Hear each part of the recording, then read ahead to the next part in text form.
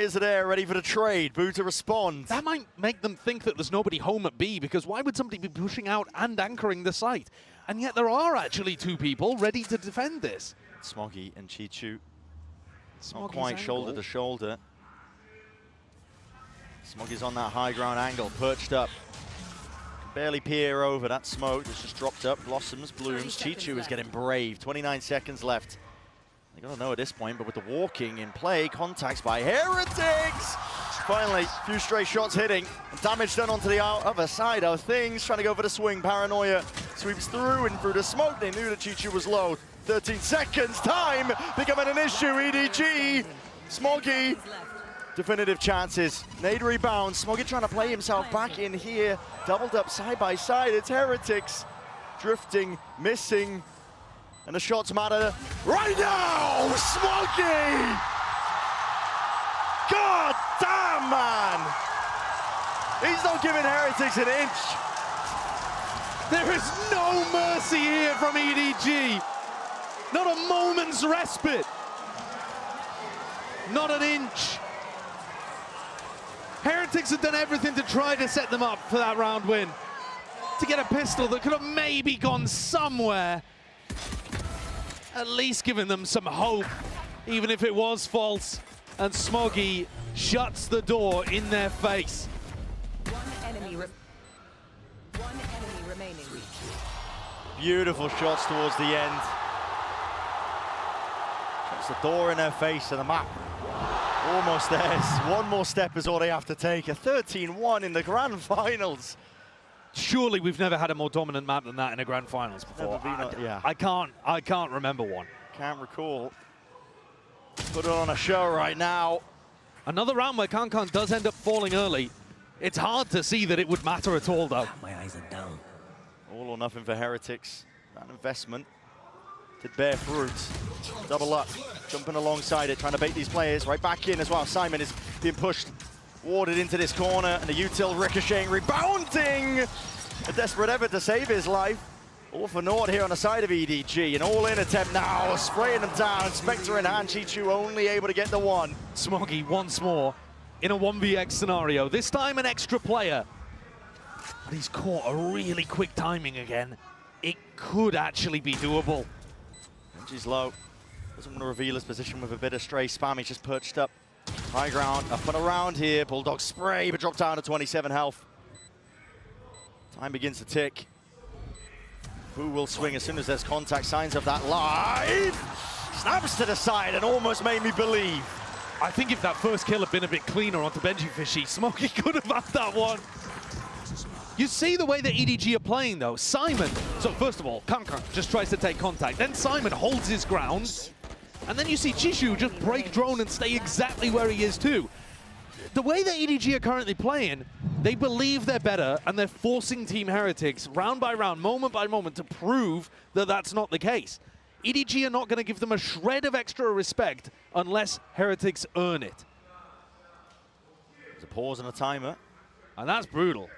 Could only mean a few things.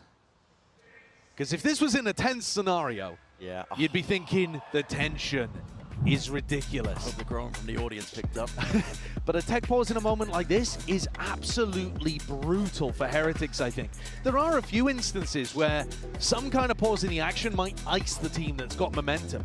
But EDG's momentum all came from the first half, and Heretics are just now left to sit silently. Can't even talk about what's going wrong, can't add any levity to the moment. They just have to fester in what a mess they've made of what used to be their dominant map. See the crowd being led to chants as well. That's the Heretics side of the court. Yeah, you don't. A lot of the family and friends are staying. Honestly, you don't need to lead the crowd in EDG chants. You really don't. I think they are certainly the favorites here in Seoul. We've had quite a lot of Chinese fans, I think, coming in.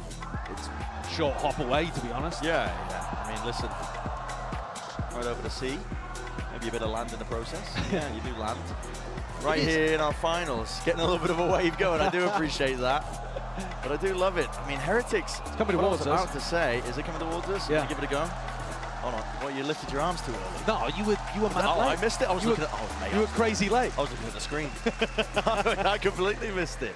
But Heretics, after kind of being the bane of existence for the Chinese teams in Shanghai, making it to the finals themselves, they almost became like the hometown favorite themselves. They were getting all the cheers. Yeah, they're certainly a respected team for the Chinese fans, but there's a difference, I think, between respect and love, adoration. Oh, yeah.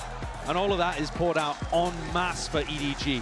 It's not just as well that the Chinese fans get behind any Chinese team. They do to some extent, of course, but EDG are the Sentinels of China. They are above, far beyond the other teams in terms of how voracious the Chinese fans' appetite is for their players, for the media, for their success as well. That kind of scrutiny, it can break you as players, as teams as well. There's been tons of pressure on EDG to try and like pick themselves back up because honestly, first 2 international events, it was essentially a no-show from them. Yeah, it was a very sad beginning to the year, actually. I was worried that EDG wouldn't be able to cope under the pressure because it was enormous.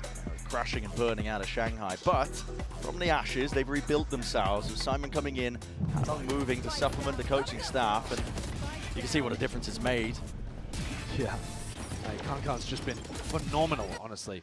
He's one of those players that right from the beginning of his story represented China on the global stage. He's always been the player that people look at. Sometimes those kind of players, sometimes they fall off over time. Yeah. They're really good at the start, but they're explosive. They just don't have what it takes to be able to evolve as the team evolves. I think it's not just that Kankan has evolved as his team has evolved. He's actually led the evolution of EDG.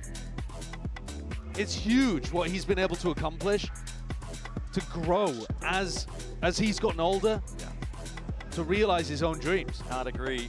He's been making sure that Simon is up to scratch as well. There are rookies on either side, of course, on both sides of the stage, and just getting whispers of the ETA. Looks like the problem might be fixed. I say might be because, listen, sometimes things do take a tumble for the worst. And the ghosts in the machine. yeah, I've just been burnt too hard. You know what I mean? I'm jaded at this point. You never know. You get told sometimes already. It's no one's fault, of course. I mean, listen. We can Want to allocate run a blame if show? you like. We Okay. can just pick somebody. I'll blame you. if that's what you No, it wasn't me. It wasn't me. 12-2. Kankan was talking too about their losses at Shanghai, and he said that they knew that they looked back on Masters Shanghai and they knew that they need to be working hard, doing better, showing their resilience. How could you open the grand finals with a better showcase of resilience than this? Yeah. Almost a slam dunk finish here for Sunset, and we're right back into the action. Didn't miss much here, nobody. He's going to be missing his head. Right off the shoulders, clean as anything.